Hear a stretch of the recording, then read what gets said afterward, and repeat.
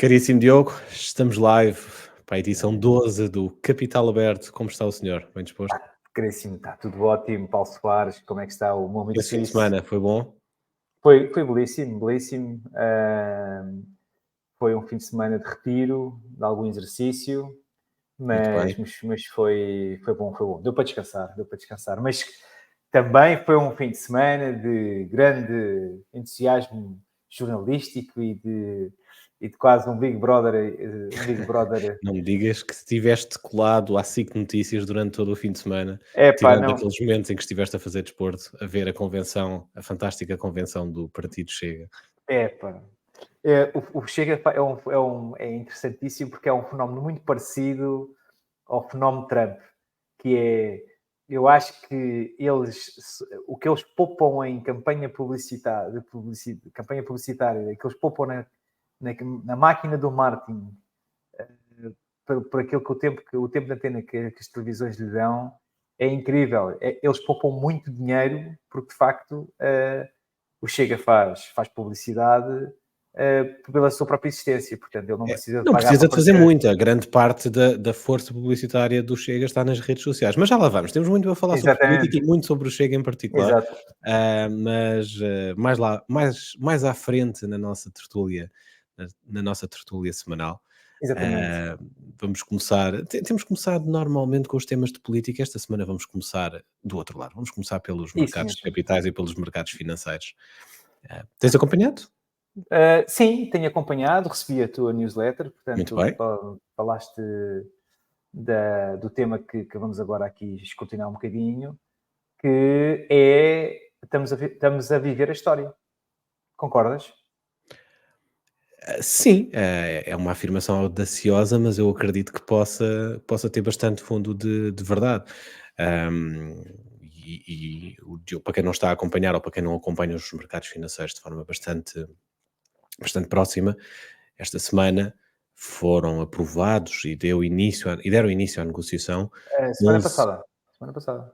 A semana passada, sim. Quando digo esta semana, mas estou-me a referir de facto à semana passada. A semana Certo? passada foram aprovados e deram início à negociação 11 ETFs spot de Bitcoin. E se calhar começo por aí, por Hum. explicar de forma bastante sucinta o que é um ETF spot. Já existiam ETFs que tentavam replicar a cotação ou dar ao investidor exposição à Bitcoin através de um ETF. Um ETF é um fundo de investimento que tem algumas características particulares que o difere dos fundos clássicos, mas é um fundo de investimento. Ahm, os ETFs que já existiam eram ETFs que utilizavam derivados para ter essa exposição à Bitcoin, ou seja, não tinham a propriedade do ativo, mas utilizavam derivados nos mercados financeiros para tentar replicar ao máximo a Uhum. cotação da Bitcoin. Estes 11 ETFs spot que foram aprovados pela SEC, pela autoridade, pelo regulador norte-americano, têm a posse do ativo, ou seja, compram bitcoins para o seu balanço, têm têm esta relação direta com o ativo a que estão a permitir ao investidor ter exposição. E daí a relevância, a importância para os mercados financeiros deste evento. Não só porque era algo que já vinha a ser tentado há muitos, muitos anos, primeira tentativa de um fundo ah, obter a autorização, licença para negociar ETF de forma direta, de forma física, passemos a falar assim, remonta a 2013, portanto, mais de 10 anos. E só agora é que finalmente foi aprovado. E, e, Portanto, e, sim, e, é um e, momento relevante. e desculpa interromper-te. E na Não, não, tua opinião, o que é que fez com que em 2013 não fosse aprovado? Que eu penso que a resposta seja mais ou menos fácil, mas não é tão fácil, por exemplo, dizer porque é que em 2024 foi aprovado. Tens noção do que é que possa ter sido? Achas que foi pressão? Achas que é uma Acho que é um necessidade? conjunto de vários fatores, entre eles, o mais relevante é a penetração da Bitcoin junto dos investidores. Ou seja, enquanto em 2013 estávamos a falar de um ativo que era negociado por um nicho de pessoas, era um ativo conhecia-se muito menos de Bitcoin do que aquilo que se conhece hoje. A regulamentação sobre a Bitcoin era muito menor, a sua aceitação por institucionais também não existia em 2013 e hoje já existe. Portanto, hoje em dia tens bolsas, exchanges de Bitcoin que são regulamentadas e que são cotadas em bolsa.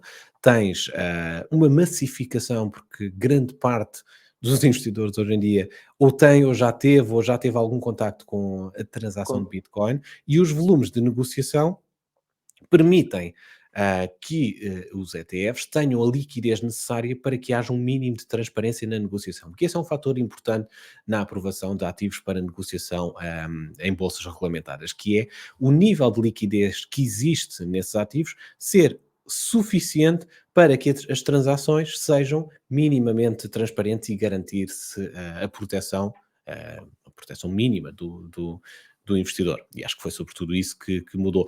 Os pedidos desde 2013 até finalmente ser aceite, aquilo que se assistiu são um caminho em que, enquanto em 2013 o não foi taxativo e quase não foi sequer alvo de discussão se seria ou não aprovado, à medida que os anos foram passando, cada vez mais sentia-se que a SEC recusava, mas os argumentos para a recusa eram cada vez Pois. menos fortes, cada vez menos relevantes, e percebia-se que havia aí um caminho que estava a ser construído e que mais cedo ou mais tarde iríamos chegar a este momento.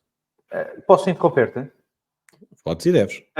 Ajuda-me. Portanto, nós estamos a falar de um ETF que já noutros podcasts explicámos, assim de forma, explicaste o que é um ETF, mas antes de dar a palavra, de explicares o que é um ETF, a pergunta que eu te queria fazer, até porque sou leigo na matéria, e acho que há muita gente que também terá essa mesma dúvida e curiosidade, que é, normalmente, quando nós estamos a falar de ETFs, estamos a falar de um produto estruturado, certo? Estamos a falar de um produto, ou não, mas tipicamente um ETF pode ser a combinação de várias outras ações de outras empresas, pode ser uma posição do mercado cambial, presumo eu, não é? Pode ser, presumo que seja, podes ter uma posição do ouro também para algumas commodities.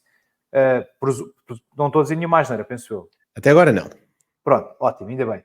Mas são tudo elementos que existem, são tudo items, são sempre linhas que numa linha, é tudo linhas no Excel que têm presença, não é? O ouro existe, não São fisicamente. transacionáveis, são ativos que tu Pronto. podes transacionar no mercado. Exatamente. Portanto, a pergunta que eu te faço é como é que um ETF que normalmente até hoje terá sempre na sua gênese a questão de produtos ou bens transacionáveis, ou seja, um provido de uma ação, seja do que for, e como é que nós agora passámos a ter um ETF de uma coisa que não existe do ponto de vista físico e, acima de tudo, ainda estamos na base da especulação. Isto faz sentido? Eu percebo o teu raciocínio e a forma como o construíste é bem construir. Agora acho que há aqui um ponto onde tu falhas, que é em estares a assumir que a Bitcoin, por ser um ativo digital, não tem existência, porque tem. A Bitcoin existe uma quantidade definida, é transacionável, agora é um ativo digital, mas se tu pensares que hoje em dia ações de uma empresa, que na verdade no passado era um papel físico em que tu tinhas um documento com o teu nome a dizer que tu és detentor de X, de uma percentagem de capital social daquela Sim, sim, empresa, sim, hoje em sim. dia também é um ativo digital. Portanto, Mas na é, mas verdade é, já não é assim tão diferente quanto isso. Agora, a Bitcoin tem uma existência, quer se, agora, aquilo que tu acreditas ou não em relação àquele ativo, é completamente independente do facto de ele existir. De facto, tem uma existência real, é transacionado em bolsas, é transacionado nas exchanges de criptomoedas. Portanto, essa existência não é uma existência materializada fisicamente, tu não podes ter uma Bitcoin na mão, mas ela existe. É certo, mas é certo, concordo contigo e acho que o teu raciocínio é super claro. Mas mesmo assim, uma ação de uma sociedade, eu sei que ela possa não existir no papel, mas no entanto ela traduz num conjunto de fatores e de variáveis mensuráveis, nomeadamente de uma receita, de um crescimento do mercado, de uma posição de mercado, com uma área de negócio, se é farmacêutica, se é digital, se é tecnológica. E isso tudo num shaker dá um resultado em que a empresa se diz valer Y. Mas enquanto uma Bitcoin, apesar de funcionar por via de uma portanto, a base dela é o blockchain, são inúmeros computadores no mundo inteiro a validarem aquela hash, Aquele seja a código, sim. transação, aquele código, e sim, eu não posso agarrar nisso e traduzir aquilo de uma forma como consigo explicar como explico uma ação de uma sociedade, não é? Mas a minha dúvida era mesmo essa, portanto, estamos a fazer um ETF, portanto, o mercado está a criar um ETF que tem por trás tubarões, portanto, grandes organizações que mexem com muito capital no mundo inteiro, que certamente isto não abandonará as suas contas correntes nem os seus balanços, mas que ainda assim estamos a falar de especulação, sim ou não? A especulação, se estamos a falar de especulação, já é uma opinião pessoal. Ninguém pode classificar a Bitcoin como um ativo especulativo de cruz, ou seja, ninguém pode dizer ou afirmar que a Bitcoin é um ativo especulativo como se isso fosse uma verdade absoluta. É a opinião de grande parte dos agentes do mercado financeiro, sobretudo por ser um ativo novo e desconhecido, e por ser um valor Claro. que não, um ativo que não tem valor intrínseco, ou seja, não é algo que pode ser transformado em outra coisa, não é Claro. algo que tem uma correlação com qualquer outra coisa, é um ativo digital que os investidores, que quem investe, acredita que um dia pode-se Sim, sim. transformar numa reserva de valor. E pode-se transformar numa reserva de valor única e exclusivamente porque ahm, todos nós lhe atribuímos um determinado valor. Mas se tu pensares que esse é o conceito base do papel moeda, um papel, quando tu tens uma Sim, nota sim. de 10 Só não euros, é. Sim, essa sim, sim. nota, aquilo é um papel, é uma folha de Tem a papel. mesma, tem a Mas mesma alguém, volatilidade com alguém com assume, Bitcoin. alguém dá valor àquilo, alguém garante, não, isto é um papel, mas é um papel que te dá o direito a acederes a qualquer coisa. Não, e Alguém cunhou atenção. aquele papel e atribuiu-lhe um valor. E a sociedade comumente aceitou aquele valor e aceitou aquele método de transação. E, Quem e acredita na Bitcoin acredita que, alguns no futuro, a Bitcoin possa evoluir para esse mesmo patamar em que o papel moeda chegou e garantir-se como uma reserva de valor que permite ahm, sim, cada um sim, de sim, sim. nós acumular património através desse Estou, ativo. estou totalmente de acordo contigo, até porque, e bem, o teu raciocínio fez-me aqui palpitar algumas ideias e recentes e bastante já do século XXI, que é o caso o valor da moeda, por exemplo, da Venezuela, que de facto está a ser completamente esmagada e o valor que ela hoje tem, que está a ser severamente infligida através da inflação e, portanto, está a ter uma consequência grande na vida dos venezuelanos e, portanto, lá está, Venezuela, uma a vez mais. Argentina, tiveste uma história, um dos exemplos mais paradigmáticos foi o Zimbábue, que há um livro muito interessante, não me recordo no nome, mas hei de partilhar, se calhar no próximo podcast. É um livro fantástico para se perceber um pouco o que é que significa de facto a moeda e qual é que é o impacto que a inflação possa ter Sim, sim. na moeda. Ao ponto de, no Zimbábue, de chegar-se a um ponto em que tu entras no. Os preços, enquanto tu estavas dentro da loja, os preços alteravam várias vezes. Tu não conseguias acompanhar a alteração dos preços, não conseguias chegar a uma loja, isto é real, entrares numa loja para comprar um determinado bem, isto ainda antes de chegar àquela fase em que tu já não conseguias simplesmente ter acesso a bens nenhum, um, porque o dinheiro deixou de ter qualquer valor.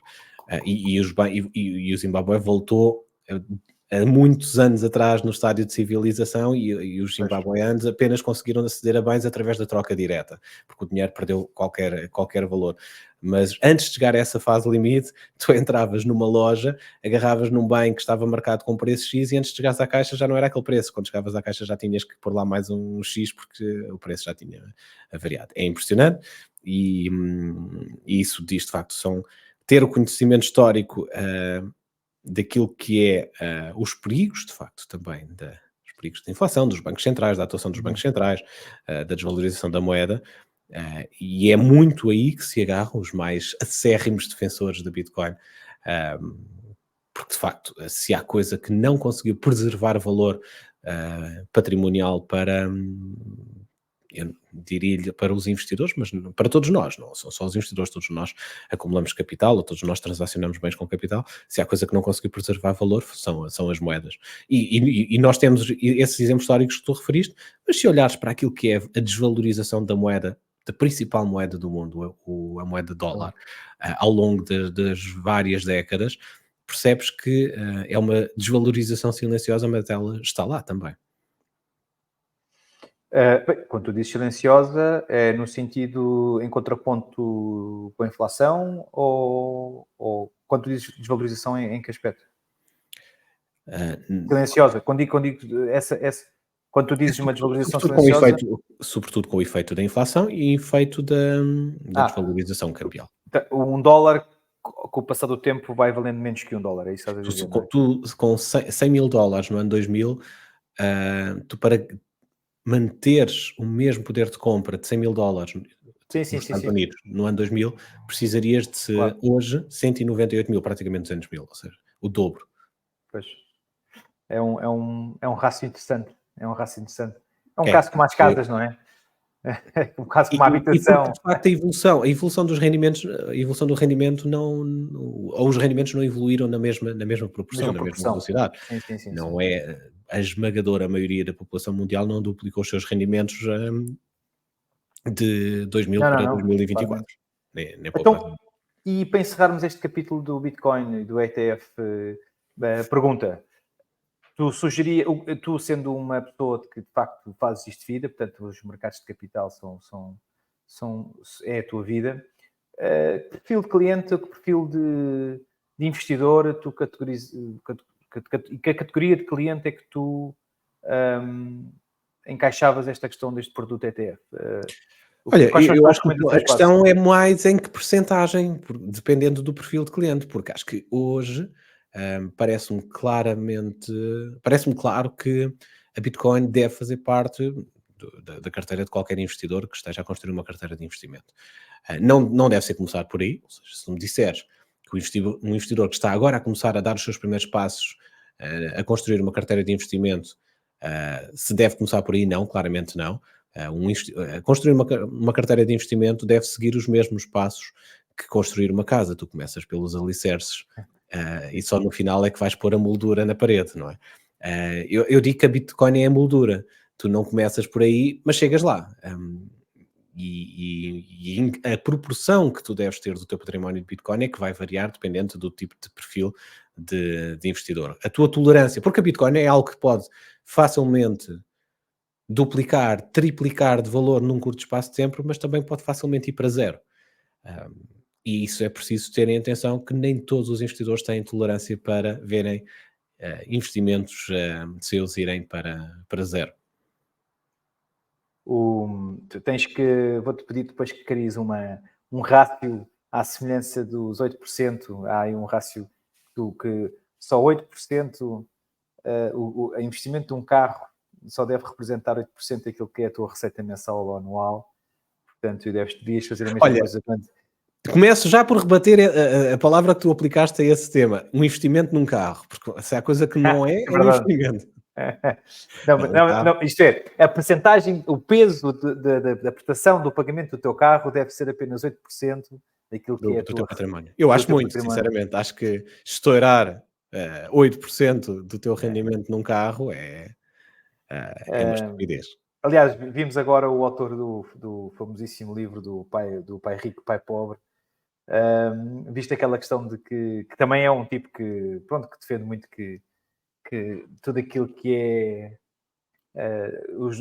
o ativo deve sempre gerar uma receita, não é? Portanto, o ativo um rendimento deve gerar um rendimento, evitar qualquer tipo de liability. Mas o senhor Gajo, peço desculpa, ele veio uma notícia muito controversa na semana passada, que ele disse que devia 1.000 milhões de euros à banca e que se ele falisse, que o problema não era dele. Muito interessante. Sim. Depois queria explorar esse tema, mas depois passou-me em rodapé, mas não acabei por não ir mais ao detalhe. Mas sim, de facto, assim é fácil, não é, enriquecer, que é garantir meios através de colaterais que não existem, e depois esses colaterais, quando forem chamados a agir sobre a dívida, não estão lá, paciência. Quem emprestou é que o paga, não sou eu, não é? É o Robert Kiyosaki. É, Se falir, o problema não é meu. exatamente. O problema é de quem emprestou e que não fez o seu due diligence. Exatamente.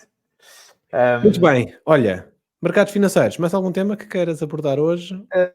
Não, eu penso que Porque mercados temos muita financeiros coisa para estamos... falar, Sim, temos, muito sim, mais senhora. temas para falar hoje. Sim, mas acho que estamos, pronto, de facto, o tema da semana foi sem Não, dúvida claramente, sim. a criação do ETF. De resto, eu penso que também, daquilo que também temos ainda a falar, e tu disseste ainda hoje, que o mercado, os restantes índices, portanto, a Europa e os Estados Unidos estão basicamente flat, e penso que também continuamos à espera, estamos todos à espera de ver o que é que vai acontecer ainda em relação à inflação deste ano, bem como em relação às taxas de juros, não é? Portanto, estamos ainda todos na descoberta daquilo que possa ser.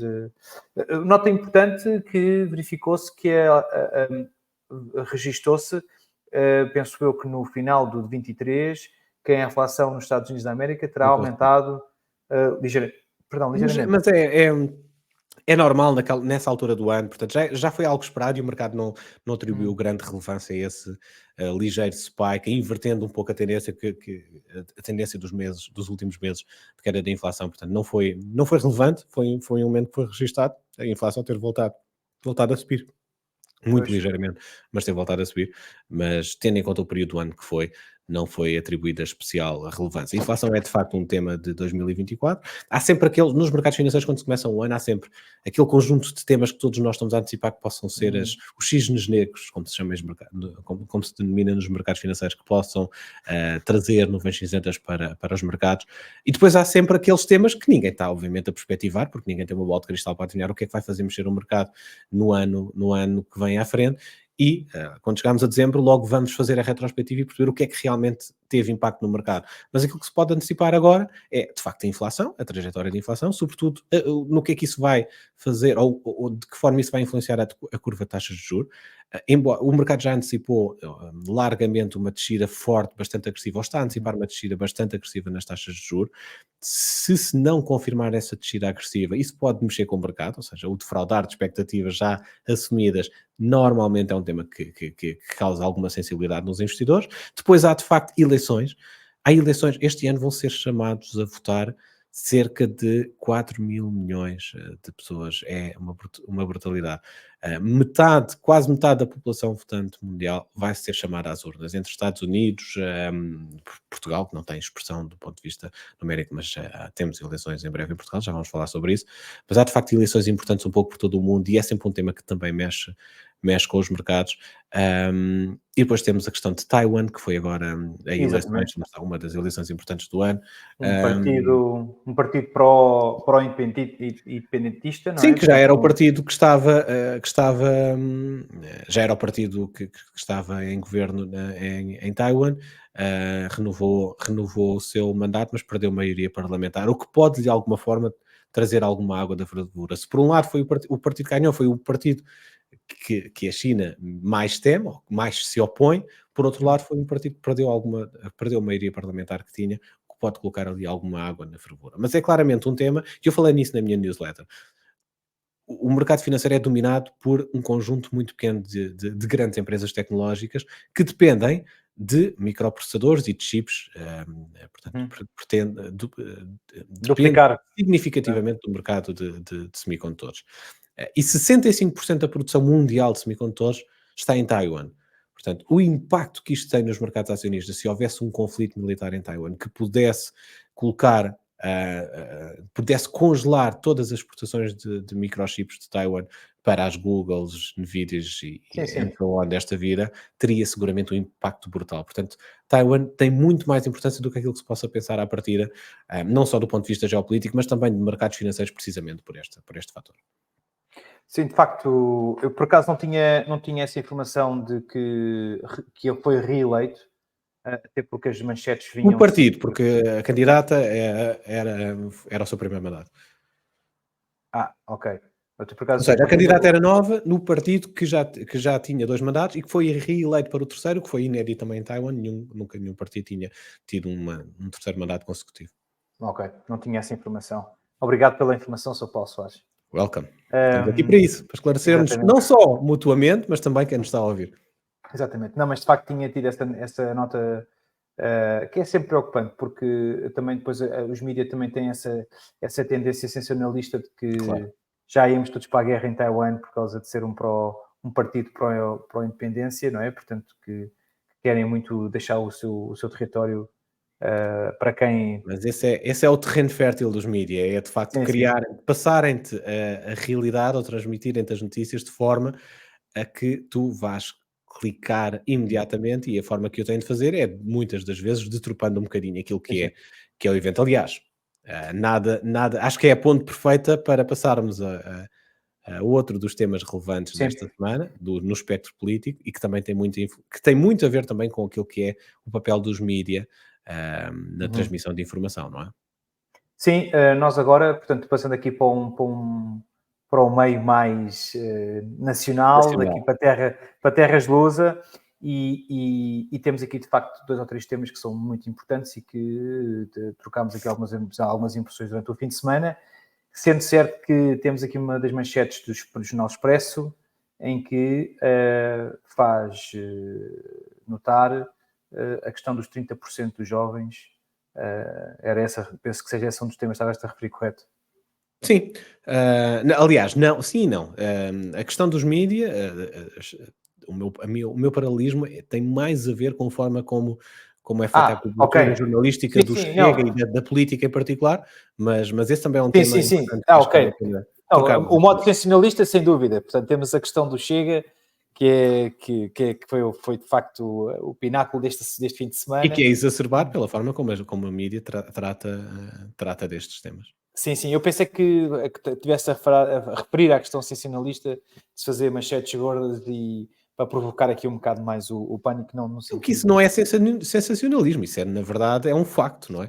É um dado estatístico, tem a ver com um relatório do Observatório da Imigração, que vai ser, acho que ia ser publicado esta semana, não sei se entretanto já foi publicado ou não, e que refere que, de facto, esse dado preocupante de que 30% dos dos jovens jovens nascidos em Portugal vivem fora do nascidos em país, Portugal não é? nos últimos 20 anos? É.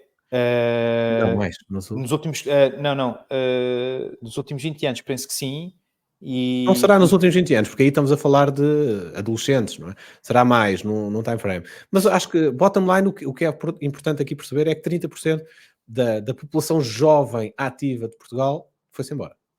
E e com uma qualificada. e São de facto uma qualificada, imigração e qualificada. depois ainda tem um subtópico que era também que 1/3 das mulheres, a idade fértil optou por sair. Portanto, significa que isto também depois tem um impacto Na natalidade. na natalidade. Portanto, o que é uma pena, o que é uma pena, e acho que deveria-se fazer uma análise porque é que isto está a acontecer. Porque não podemos apenas dizer isto e não fazer o exercício, uma análise crítica e perceber porque é que há este fenómeno, não é? O fenómeno da imigração em Portugal não é recente, mas pelos vistos também a culpa não, neste momento acho que não é do Passos, acho Se eu. perguntares, se perguntares ao PS, ele vai-te dizer que sim, não é? Sim, sim, já não acho que nessa do Passos. O PS há de estar em 2070 e a culpar o Passos Coelho por qualquer coisa que Sim, sim. de errado aconteça no país. Mas antes de entrarmos para o sensacionalismo do Chega, este tema é um tema de facto que é preocupante, porque perdemos, perdemos capital humano qualificado, e isto, não sei se, aqui trocando aqui algumas impressões contigo, hum, o que é que um jovem, e porque é que um jovem emigra? E acho que isto é a primeira pergunta que tem que ser feita quando analisamos estes dados. E de facto, aquilo que me vem à cabeça é naturalmente as melhores condições de trabalho, as condições de vida. Hum, creio eu que na amostra de quem foi embora, serão poucos aqueles que procuram simplesmente o desafio de ir viver para fora. Não, não, de todo. Hum, Aliás, o portanto, Expresso tem alguns, entrevistou algumas pessoas e a opinião, o feedback era comum a todos eles, não é? e nós, os portugueses, temos uma particularidade cultural que é factual. Nós não somos propriamente nós não temos a cultura dos britânicos, nem dos americanos, ou mesmo que sejam dos dos povos do norte da Europa, que tenhamos o hábito de fazer um corte umbilical cedo. Portanto, nós tipicamente somos um povo que gostamos de estar em família. E de facto, quando nós temos esta camada jovem a ir embora à procura de melhores condições de trabalho, é preocupante porque não estamos a renovar a nossa capacidade de ser competitivos, não estamos a dar aquilo que somos bons, porque os portugueses, do ponto de vista de trabalho, do ponto de vista da sua competência, não somos capazes e tipicamente fazemos bons quadros lá fora também. O que é muito diferente de sermos produtivos, não é? E a nossa eficiência, a questão da nossa produtividade é outro tema, mas isto de facto resta-me, nós temos vindo a discutir alguma questão da política recente e custa muito que isto tenha sido uma tónica bastante, um padrão bastante recente e bastante presente nos últimos anos, e particularmente 8, e que continuamos a viver como se nada fosse. Deixa-me particularmente triste, e para quem cá está, temos que nos sujeitar também àquilo que o mercado permite e para aquilo que o mercado oferece, e pronto, ao que nos leva depois aqui ao tema daquilo que será as políticas recentes e aquilo que Sim. que vamos Mas todos ver. deixa-me só dizer-te, ainda em relação a esse tema da imigração portuguesa, Portugal sempre foi um país de imigração, portanto. Agora, aquilo que mudou é o espectro da imigração, ou seja, Portugal sempre foi um país, todos nós sabemos, França, Suíça, Alemanha, nas gerações anteriores, de facto, houve um êxodo de imigração muito, muito significativo. As razões, mais ou menos as mesmas, à procura de melhores condições de vida. Agora, o que mudou foi, de facto, o tipo de imigração, enquanto no passado era, sobretudo, imigração pouco qualificada, que precisamente por ser pouco qualificada, imigrou à procura de melhores condições de vida que existiam nesses países para a população menos qualificada que não existia em Portugal, mas a população qualificada em Portugal tinha acesso de facto a qualidade de vida, a bons empregos, a carreira profissional. Agora já não acontece isso, nem sequer a população qualificada é essa que está a sair, é essa que está a ir Uhum. embora. E está a ser substituída porque existe também um fluxo de imigração relevante para Portugal, mas o fluxo de imigração que está a existir é de população pouco qualificada. Ou seja, nós estamos a substituir uma geração jovem muito qualificada que está aí para o estrangeiro à procura de melhores condições de vida e está a ser substituída por um fluxo migratório muito forte, mas de população pouco qualificada. E isso está a alterar significativamente a tipologia do país e está a deitar por terra um esforço enorme na criação de uma população mais qualificada. A geração atual é a geração mais qualificada de sempre em Portugal, mas na verdade pouco ou nada de valor vai trazer para Portugal se grande parte Continuar a dessa ir embora. geração for embora e for substituída por outra, porque do ponto de vista prático, se obviamente se nós tivéssemos os portugueses tivessem ido para fora, os portugueses qualificados, mas tivessem vindo franceses qualificados, finlandeses qualificados, americanos qualificados, do ponto de vista de trade-off, era mais ou menos neutro, mas não é isso que está a acontecer. Sim, e também nós entregamos também na semana passada discutimos o tema da questão do layoff, que também é outra, isto vai remeter um bocadinho aquilo para a nossa dificuldade de criar riqueza dentro do nosso país, e também gostaria também de relembrar o tema daquilo que tem sido o crescimento brutal que duplicou as empresas a colocarem os seus colaboradores em regime de layoff, que é de facto sinónimo de que alguma coisa não está bem. Não se tem expressão suficiente para termos aqui uma alarmística grande, claro que não, senão isto já também estaria nas manchetes dos jornais do dia, mas é indicador de qualquer coisa. Portanto, Sim, é um sinal que a economia não está bem, claramente. E sinal, e a economia não estando bem, este fluxo migratório que estamos a assistir vai continuar e sim. não se irá estancar em breve. Eu vou, antes de irmos para outro tema, gostava só de introduzir aqui também ainda o outro exercício, que é um exercício muito interessante, que é a questão, novamente, aquilo que é uma promessa do Partido Socialista, que, da relação à parte deles terem o objetivo para 2028 dos 1.000 euros do salário mínimo nacional. A pergunta que eu faço é, com isto nós conseguimos suportar o pagamento de um salário mínimo de 1.000 euros para 2028? Estamos a gerar negócio suficiente para que as empresas possam pagar 1.000 euros de subsídio, para pagar o salário mínimo nacional?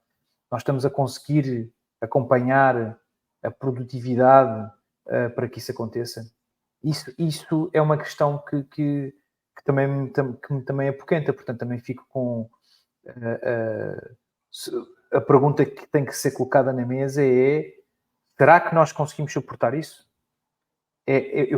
Tenho muitas incógnitas sobre esta pergunta, tenho muitas dúvidas sobre aquilo que possa ser o desfecho de alguém que queira cegamente seguir uma ideologia destas, porque para mim faria todo o sentido que assim o fosse, se nós tivéssemos capacidade de dar resposta do ponto de vista do mercado para irmos aumentar salários desta grandeza. Porque não basta aumentar o salário para os 1.000 euros, porque todos os outros também terão que subir na proporcionalidade, para que a média não baixe. Não, mas é isso que tem acontecido em Portugal nos últimos tempos. O salário mínimo tem subido por decreto, mas os salários médios têm-se mantido ou até decrescido. Portanto, por isso é que há um empobrecimento ou um quase desaparecimento da classe média em Portugal, porque tu deixaste de ser, passou, peço desculpa, passou tudo a ser nivelado por baixo. É de facto um exercício que eu não consigo entender como é que se faz esta política de orçamento assim de dedo ao vento. Mas Olha, mas não foi só o Partido Socialista, o próprio Chega, na convenção deste fim de semana, apresentou propostas semelhantes de aumentos faraónicos de salário mínimo e de ajustamentos de pensões ao salário mínimo, também sem explicar muito bem como é que isso se paga, não é? O Chega, eu acho que o Chega faz isso por uma razão. O Chega faz isso porque dificilmente ele será governo. Mas com isso ele ganha eleitores. Portanto, eu acho que é uma propaganda que conduz naturalmente ao possível... ao possível Ou seja, é ganhar votos com uma promessa que nunca vão ter que cumprir.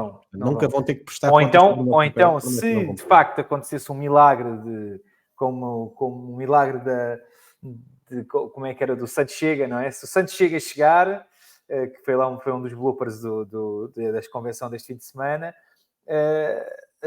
e se ele for realmente o governo ou primeiro-ministro, ele terá muitos problemas pela frente. Mas olha, deixa-me pegar-te nessa afirmação. Achas mesmo que será assim um milagre tão grande? Ele ser governo ou ele ser primeiro-ministro? Ele ser primeiro-ministro. Não, isso é uma improbabilidade altíssima. É uma improbabilidade altíssima, não que eu não sinta que ele não tenha capacidade ou que a sua máquina não tenha capacidade. Atenção, só para clarificar, quando eu te pergunto ele ser primeiro-ministro, basicamente o que eu estou a querer dizer com isto é o Chega a ter uma votação superior à do PSD. Até pode ser o segundo partido mais votado, ou seja, ter uma votação abaixo do PS, mas Chega e PSD terem maioria de direita, mas com o Chega é pouco provável, é verdade, mas sim. seria um cenário em que o Chega seria o segundo partido mais votado em Portugal e o PSD. Nós estamos todos a assumir que, efetivamente, isso só a 10 de março é que vamos ver de fibra é que as pessoas são feitas, e principalmente o PSD e o Chega, porque, efetivamente, a minha grande certeza é que se a maioria da direita fizer, ou se verificar que estatisticamente há uma maioria de direita, e de maioria de direita subentenda-se a AD mais Chega, e se se tiver a maioria para conseguir fazer governo, vamos ver que fibra é que esta malta toda é feita. Com tudo aquilo de bom e de mau que isto tem. No entanto, acredito profundamente que o nosso país, aquilo que temos visto, aquilo que tem sido a manifestação do eleitorado, é que nós gostamos de ser assim. Nós gostamos de ficar como estamos. O Ricardo Araújo Pereira até brincava durante este fim de semana no seu programa, num dos seus programas, em que ele até dizia que, Marcelo, portanto, manda um governo abaixo sem maioria. Depois, para o povo se pronunciar sobre a possível maioria absoluta que o PS foi e que se verificou e que veio a ter. E agora mandou outra vez o governo abaixo para novamente se verificar que o povo quer é a maioria do PS. E de facto, eu acho que vai acontecer isso. Eu tenho dificuldade em conseguir perceber efetivamente se vai acontecer a dita maioria ou não, mas de PS não tenho dúvida, tenho algumas reservas em relação a isso. Maioria absoluta ou maioria simples? Mas eu acho que o que vai acontecer, sem dúvida, o futuro que está escrito, e temos aqui a aposta, e não tenho errado muito, o que vai realmente acontecer é,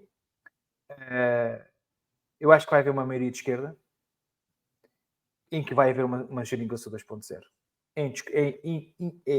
Eu acho que é a maior das probabilidades. Ok.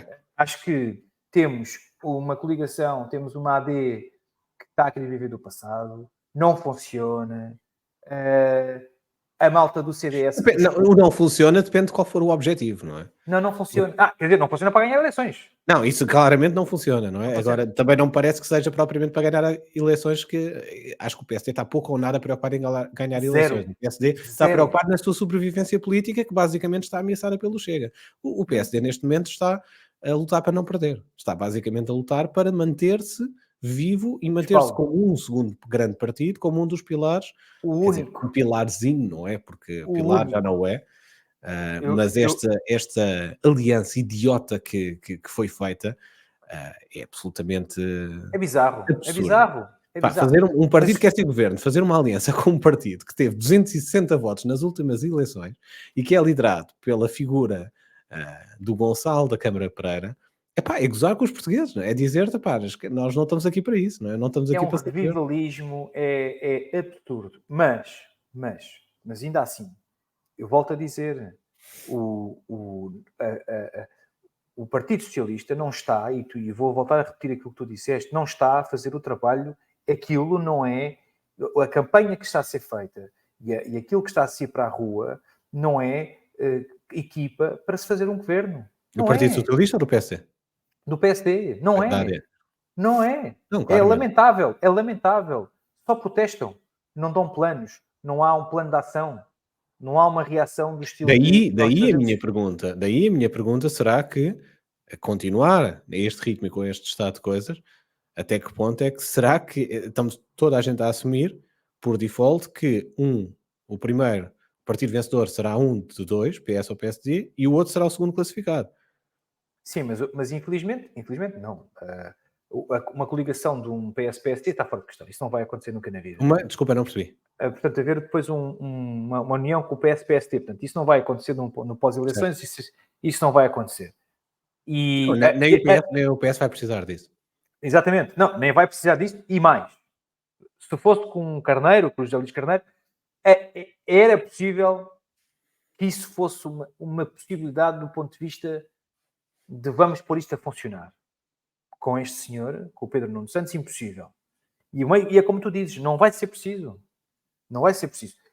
Porém, eu acho que, mais uma vez, e verificou-se que a geringonça foi nefasta para o Bloco de Esquerda e a geringonça foi nefasta para o PCP. O PCP, e atenção, e digo isto, vou ser...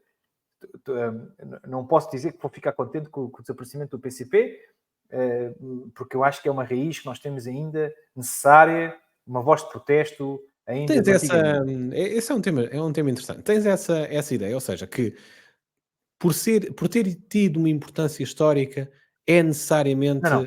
passaporte para se manter vivo e Não, não. temos, Vai desaparecer. E vai desaparecer. Eu acho que o Pedro Nuno como, Santos como vai... aconteceu com o CDS, não é? Exatamente. O Pedro Nuno Santos vai se garantir que o PCP vai desaparecer nos próximos 4 anos. Vai-se diluir, não tem O Jerónimo de Sousa, de facto, não tinha presença, não tinha fator X, teve lá um bom par de anos, até demais, e, portanto, o que eu acho é que o PCP vai, de facto, desaparecer. Vai ser importante, para que vão continuar pessoas a votar no PCP, mas que essas pessoas, se calhar daqui a 4 ou 5 anos, já não existem. Não existem. Portanto, isto, para mim, é a primeira questão. Segunda questão é, sim, novamente, Chega, que é a fortíssima presença que ele está a ter em grande parte do nosso país, principalmente na zona do Alentejo. E é o partido mais votado entre os jovens. Atenção, É. mais do que o Portanto, PS, no mais do que o Alentejo, PSD. eles têm uma presença forte. O Algarve também já começa a ter algum significado. Lisboa, naturalmente, e Porto é onde eles têm que ganhar força. Mas eu digo-te, o Chega está a fragmentar a direita. O Chega está a fragmentar a direita. E o Pedro Nuno Santos vai fazer governo a 10 de março. Com muita pena minha, mas isto é aquilo que o nosso país vai ter, infelizmente. Olha, a questão é, com muita pena tu, e eu percebo também, porque também tenho pena, mas a questão é, uma coisa é aquilo que o cenário ideal, outra coisa é o cenário possível. Tendo em consideração quem são os candidatos, as possibilidades Não, de governo, claro. qual seria a alternativa? É que não há Não há alternativa. alternativa. Nós Porque precisamos... aquela aliança do PSD Paulo, é a coisa mais absurda, mais ridícula. Conseguiram fazer algo que ainda pior. Era difícil de imaginar que do PSD viesse algo pior do que aquilo que foi o último a governo de pergunta que eu te Costa faço... e aquilo que possa vir a ser o próximo governo de Pedro Nuno Santos. Mas conseguiram fazê-lo. E O que é extraordinário. o exercício é eu pensei nisto este fim de semana. Tu pegares numa amostra de 10 pessoas que tipicamente votaram nas últimas 3, 4 eleições sempre à direita, imagina, agarras aí 10 pessoas que votaram sempre à direita nos últimos 10 anos. Sentem-se desamparadas, com vontade de se tirar da ponte. E eu digo-te, nunca houve tanta incerteza para o Claro, eleitor que porque é votou tudo sempre à mau. direita em dar-te uma resposta. Eu vou votar em X. Seja Iniciativa Liberal, seja Chega, seja PSD, seja o que for. É tudo mau e de facto Não tens. Se tu me perguntares hoje, tempos sombrios para o nosso se tu hoje me país. perguntasses a quem é que eu ia votar, e eu que sou claramente uma pessoa que sou sou pró-democracia, sou uma pessoa que acredita na Europa, que acredita numa moeda única e coesa, e que acredita em tudo aquilo que é tudo menos o Estado a gerir empresas. Já acho que o Estado já deu mais do provas que não sabe gerir empresas. A todos os níveis. A todos os níveis. E, portanto, eu não vivo, acho que é impensável pensarmos que o mundo... Mas não tens ninguém na direita a representar-te. Não tem. Infelizmente não tem. Infelizmente não tem. E isso irrita-te? Ou a tua irritação da semana é outra? Não, eu faço sempre eu sou muito básico na assunção destas ideias, eu sou muito limitado. Mas às vezes faço perguntas. Para o ar, penso. E eu chego à simples conclusão que quando nós fazemos o exercício dos líderes mundiais dos últimos 5 anos, 6 anos, 7 anos, e se tu pensares em tudo aquilo que é país e referência para o nosso mundo girar,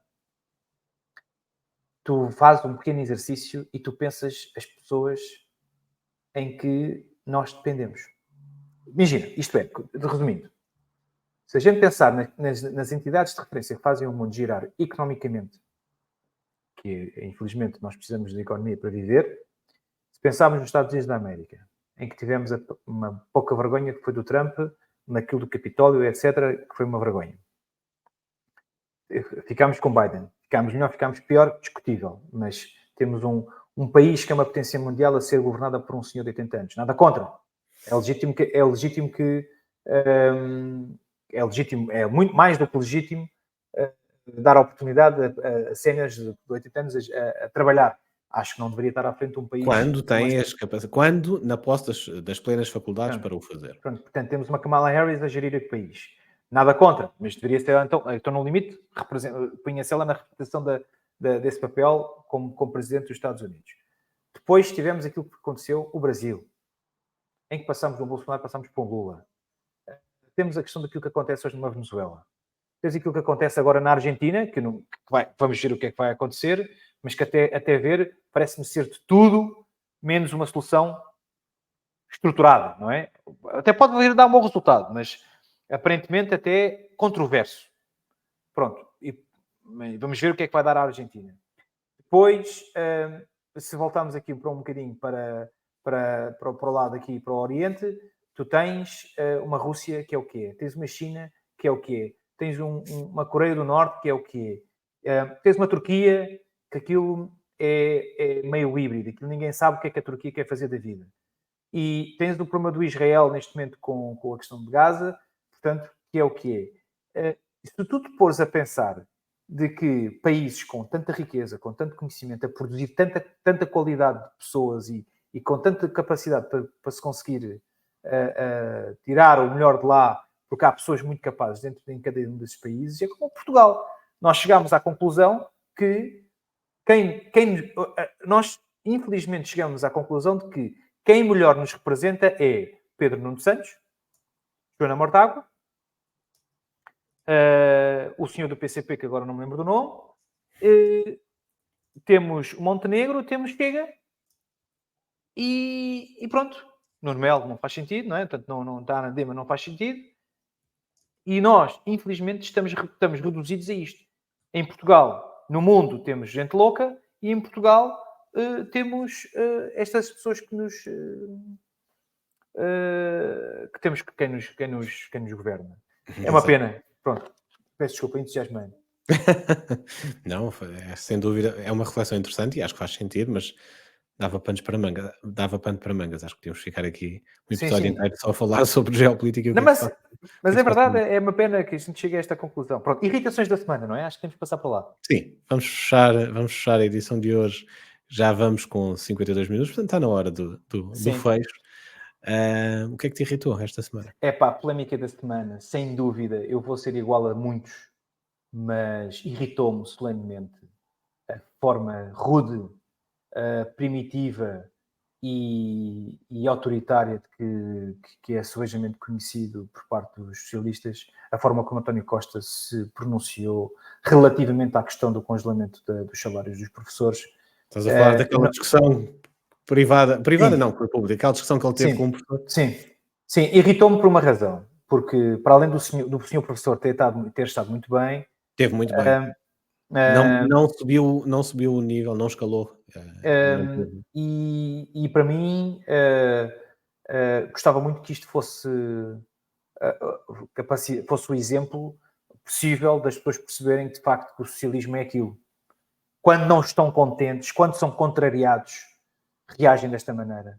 E Pedro Nuno Santos não vai ser melhor. Agora ele apareceu de lado de camisolinha gola alta para enquadrar e encaixar conseguir apanhar um conjunto de eleitores. Sócrates 2.0. Mas isto é uma roupagem apenas. O homem não mudou de há 2 anos para cá, nem de há 6 meses para cá. É exatamente o mesmo Pedro Nuno Santos que ia para o Parlamento com aquele ar autoritário. Ameaçar os alemães que ele não... Mas isso já foi há muito tempo. Estamos a falar de coisas que foram há 6 meses. Mas ele até pode ter crescido, não é? Portanto, isso foi em 2013, ou o que é que foi? Agora não, são coisas de há 6 meses. Nós temos que ir para as gravações de... Pronto, e isto é o nosso Partido Socialista. No seu melhor, e isso irritou-me solenemente porque não vou falar da questão dos salários dos professores, não, acho que não é que está para aí. O que me irrita é como é que as pessoas continuam a gostar disto. Muito bem. E a tua irritação da semana? Olha, a minha irritação, irritaram-me as redes sociais. A minha irritação da semana é as redes sociais. Ou melhor, as pessoas, não é as redes sociais, é as pessoas que populam nas redes sociais. E por uma situação muito concreta. Como tu sabes, os meus ideais políticos e sobretudo de economia são muito próximos daquilo que é a Iniciativa Liberal. Eu não me identifico a 100% com nenhum partido, mas gosto da ideia, gosto da ideologia da Iniciativa Liberal, sobretudo no plano económico. Acho que foi uma lufada de ar fresco, sobretudo quando apareceu, hoje começa a degenerar. Podemos falar nisso no outro dia, não hoje, mas politicamente considero-me próximo, sobretudo no plano económico, da Iniciativa Liberal. A Iniciativa Liberal publicou ontem no seu Instagram uma piada ao Chega, que teve a ver com uma das medidas que o Chega apresentou no Congresso, não interessa qual é, e eu comentei no Instagram da, da Iniciativa Liberal, comentei A sério? nessa publicação. Sim, comentei, porque achei ridículo a Iniciativa Liberal estar a bater no Chega quando devia, de facto, sobretudo estar. Ignorar o Chega, pá, não é esse o combate da Iniciativa Liberal. O combate da Iniciativa Liberal é o país, é o PS e é aquilo que é o partido que levou o país, ou as políticas que levaram o país ao charco nos últimos 10, 15, 20 anos. Pá, o Chega tem 2 anos de existência, quer dizer, sempre, pá, gosta ou não se gosta do Chega, pá, está longe de ser o problema do país o Chega, quer dizer, o país está no charco e não é sobretudo por culpa do Chega. E eu comentei uma frase muito simples, nem foi nada de muito agressivo, simplesmente comentei qualquer coisa do género de que a Iniciativa Liberal deveria focar-se nos verdadeiros problemas do país, que é, de facto, quem nos trouxe até aqui, em vez de estar a gastar energias com o Chega. E de repente saltaram os Iniciativa Liberal Boys num ataque feroz ao meu comentário. Mas o problema não é o ataque ao meu comentário, eu lido bem com isso. O problema é a cataloga, porque na esmagadora maioria desses comentários eram assumindo automaticamente que eu era um pró-Chega, ou um adepto do Chega, ou um militante do Chega, quando o meu comentário nem sequer foi relativamente ao Chega, foi, pá, Iniciativa Liberal, foquem-se, vocês são uma boa ideia, pá, foquem-se naquilo que é importante.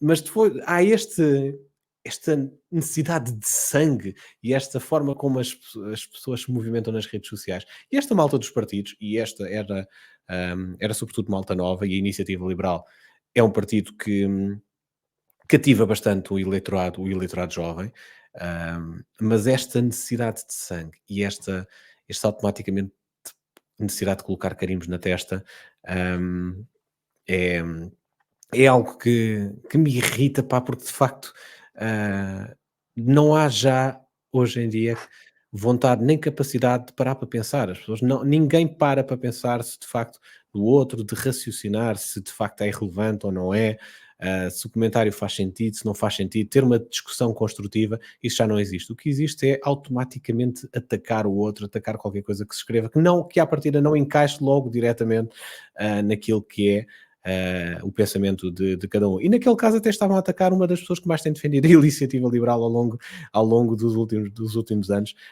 que sou eu próprio. E sem eles saberem, não é? Mas, enfim, isto irritou-me de facto, porque este foi um caso específico, mas isto existe pela internet.